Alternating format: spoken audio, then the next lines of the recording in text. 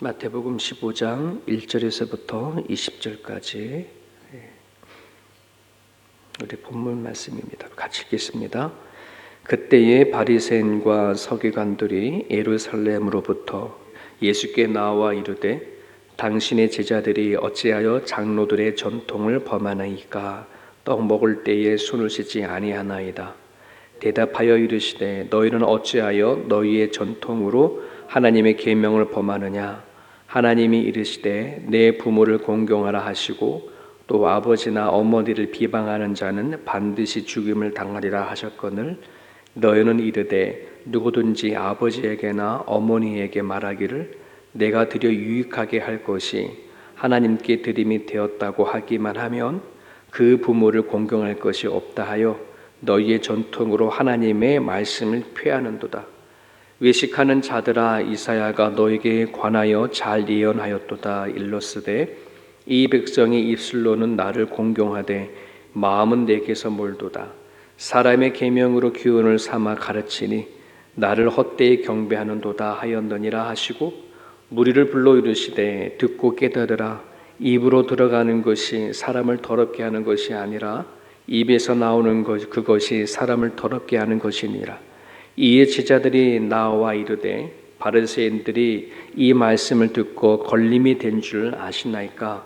예수께서 대답하여 이르시되 심은 것마다 내 하늘 아버지께서 심으지 아니한 것은 뽑을 것이니 그냥 두라.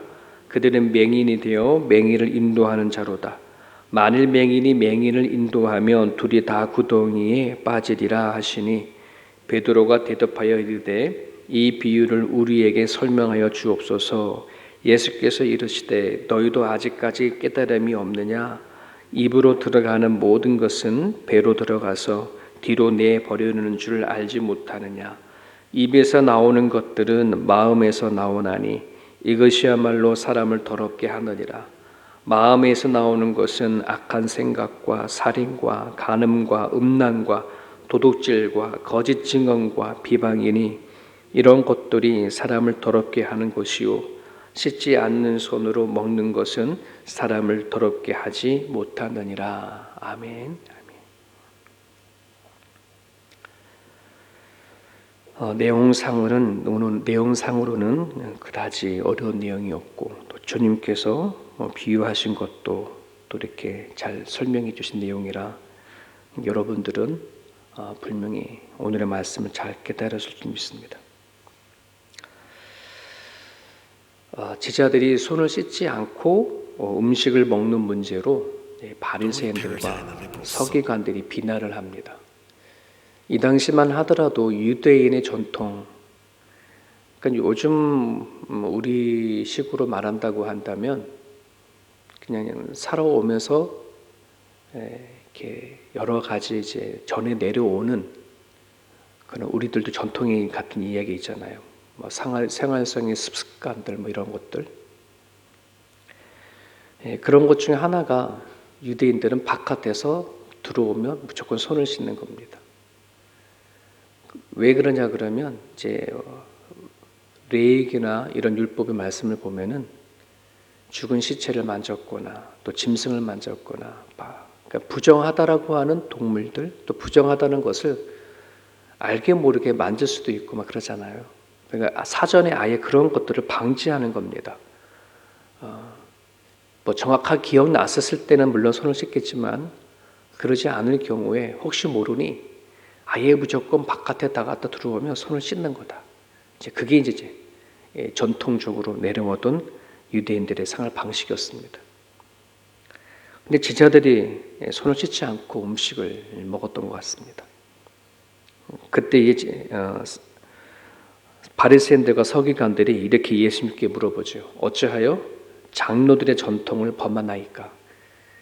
장로들, 그 당시 유대인들의 지도자들입니다. 종교 지도자들, 어른들이 정했던 그 전통들을 왜 지키지 않느냐 이런 말이겠죠. 예수님은 3절에 아주 간단하게 대답합니다. 너는 어찌하여 너희의 전통으로 하나님의 계명을 범하느냐?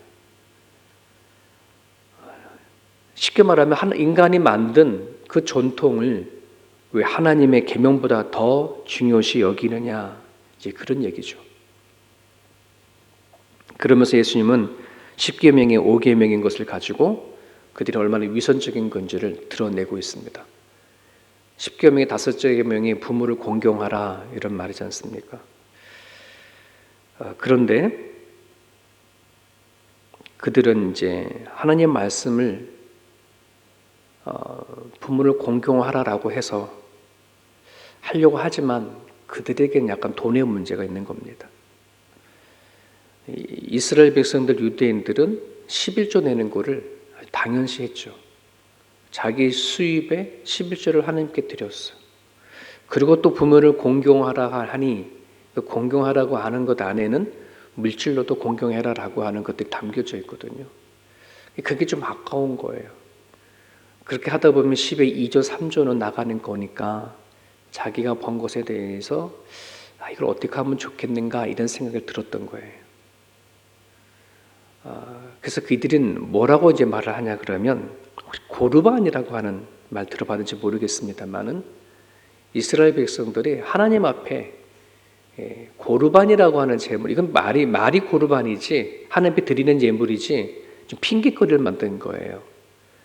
그러니까 부모를 공경하라 해서 공경하기 싫으니까 하나님 앞에 예물을 드리는 곳으로 부모에게 공경할 것까지도 다 커버가 됐다, 뭐 이런 얘기인 거예요. 부모에게는 필요한 것을 못 해줄지라도 그 대신에 돈을 하나님께 바치면 용서받는다 하는 그런 의미가 담겨져 있어요. 그거를 가지고 예수님은 그들이 가지고 있는 위선된 마음을 드러내는 겁니다. 하나님 앞에 마치 예물을 드리면서 하나님을 공경하면 하나님은 그것으로 인해서 자기 부모에게 잘 못하는 것까지도 또 다 용서해 주시고 덮어주는 그러한 삶을 살았던 겁니다. 그래서 이들은 실제적으로 부모를 공경하는 것이 아니라 말로만 대신하는 거죠.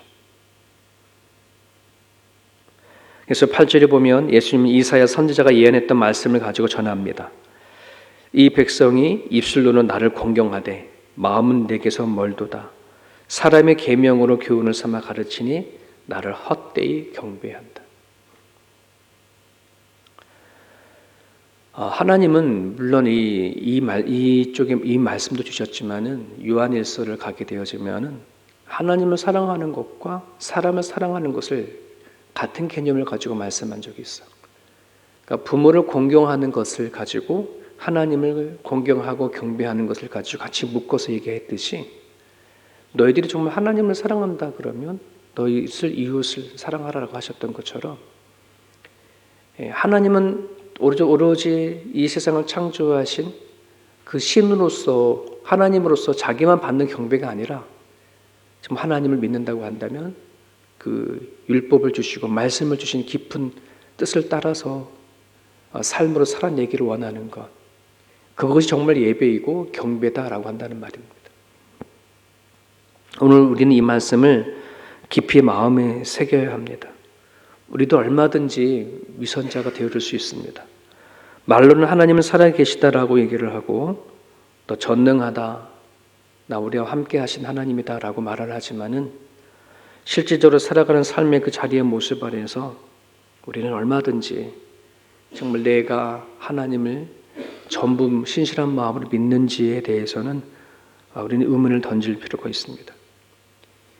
여러분, 하나님은 인격적인 하나님이라서 최소한 우리가 하나님을 인격적으로 믿는다는 것 되게 중요한 부분들입니다. 이 말 안에는 어떤 의미가 되어지냐면은 최소한 너가 남편을 사랑하는 거, 아내를 사랑하는 것만큼 하나님도 사랑해라.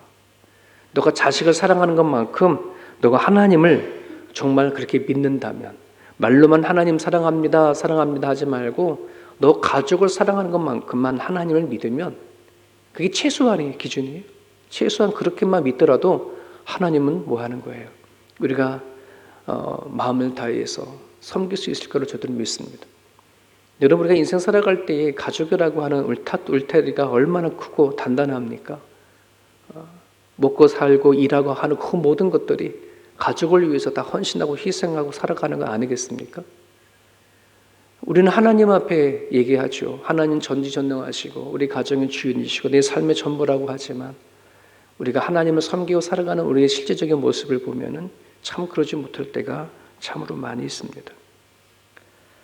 하나님을 예배하는 모든 행위가 그냥 퍼포먼스가 아니라 진실되게 경배하고 예배가 되어지려면 내가 입술로만 하나님을 사랑한다라고 입술로만 전능하다고 하는 것이 아니라 정말 내 삶 가운데 살아계신 하나님으로 내가 얼마나 대우하느냐 하는 그런 부분들을 우리는 생각해야 할 줄 압니다.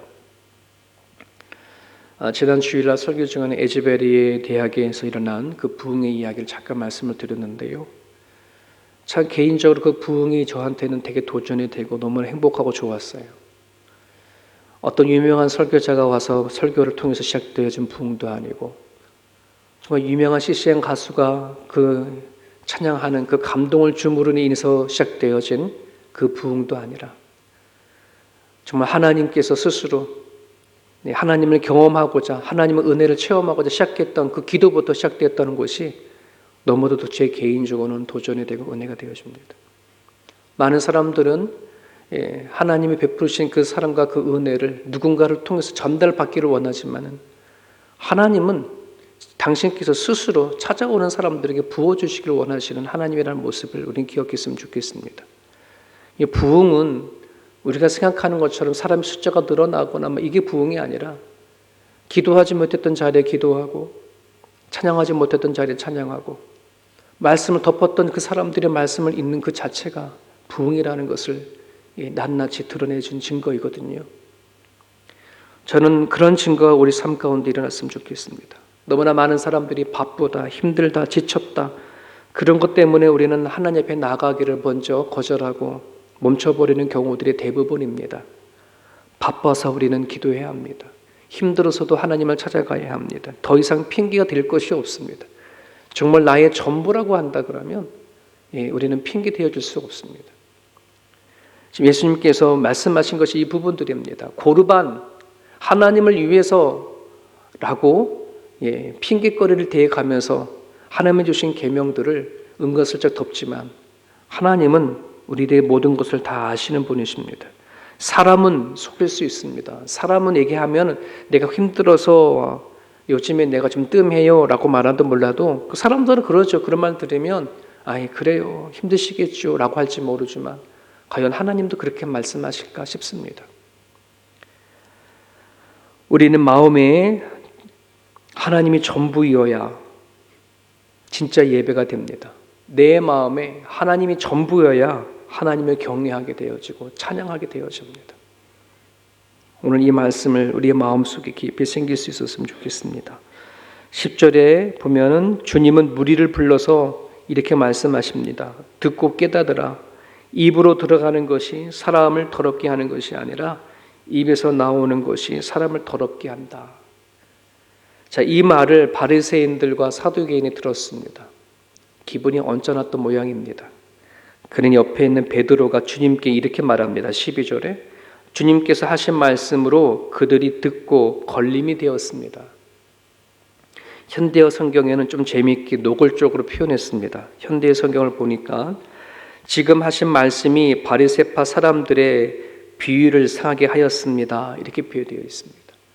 비유를 상하게 했다. 예수님께서 바른 말을 하셨는데 감정이 상한 겁니다.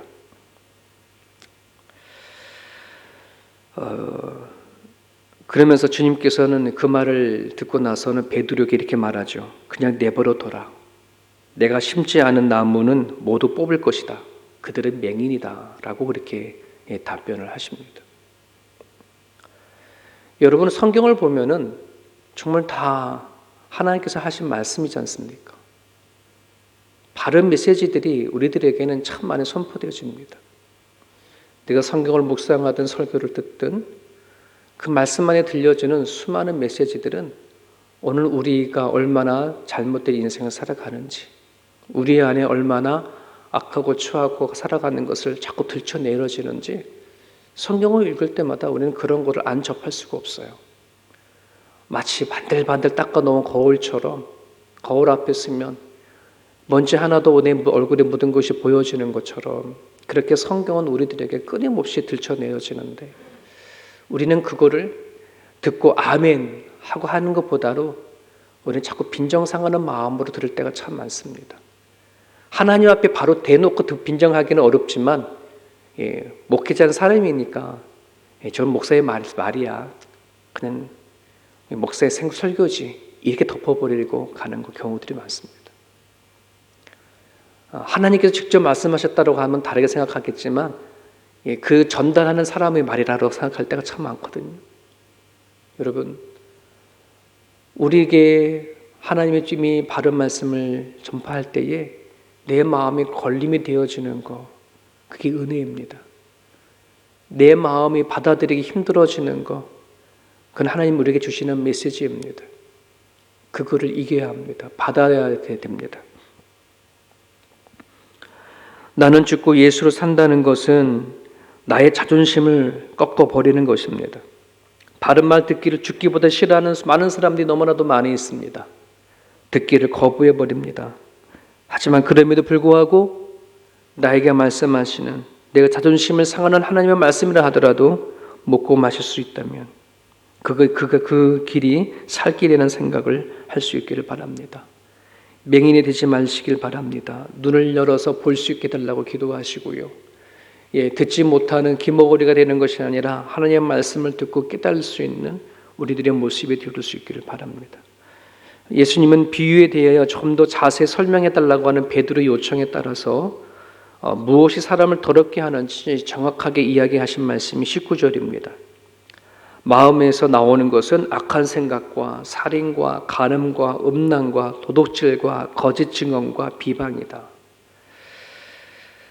여러분, 사람을 더럽게 하는 것은 씻지 않고 손으로 먹는 것이 아니라 우리 마음에서부터 나오는 것임을 얘기를 하고 있습니다. 그러기에 내 마음을 살필 수 있어야 되는 거고, 그리고 이것은 그 누구도 알 수 없는 내 마음에서 나오는 거니까 내 누구도 전혀 알 수 없는, 오늘 나 자신만 알고 하나님만 아시는 그런 부분들이지 않습니까? 그러기에 나 스스로 속이면 안 되고 주님을 앞에 숨기면 안 됩니다. 결코 내 안에 무엇이 더러운 것인지를 날마다 하나님 앞에 가지고 엎드리는 것, 다윗이 토해내는 기도를 했던 것처럼 내 안에 어떤 생각을 갖고 하루하루를 살아가는가, 머리끝부터 발끝까지 내가 하루하루 살아가는 중심이 뭐고 가치가 문제를 가지고 나아가서 하나님 앞에 기도하는 것, 그것이 되어져야 남을 향한 원망도 없고 상대방을 향한 손가락질도 되어지지가 않습니다. 내 마음에 무엇이 있는지가 점검되어지는 사람들은 내 자신을 압니다. 오늘 이 주신 말씀 속에서 과연 내 자신을 더럽게 하는 것이 무엇인지, 그리고 하나님을 예배하며 경배하는 데 있어서 무엇이 나의 걸림이 되어지는지를 알려주시는 그런 메시지입니다. 오늘 이 주신 말씀을 우리의 마음에 품으시고 하나님 앞에 나아갈 때에 거짓 없이 기도할 수 있었으면 좋겠습니다. 거짓 없이 하나님 앞에 아뢰일 수 있었으면 좋겠습니다. 그래서 저나 여러분들이나 말로만 하나님 앞에 예배하고 기도하는 자가 아니라 삶으로 살아낼 수 있는 저와 여러의 모습이 되어지기를 원합니다. 오늘 주신 말씀 붙잡고 기도하실 수 있기를 바랍니다.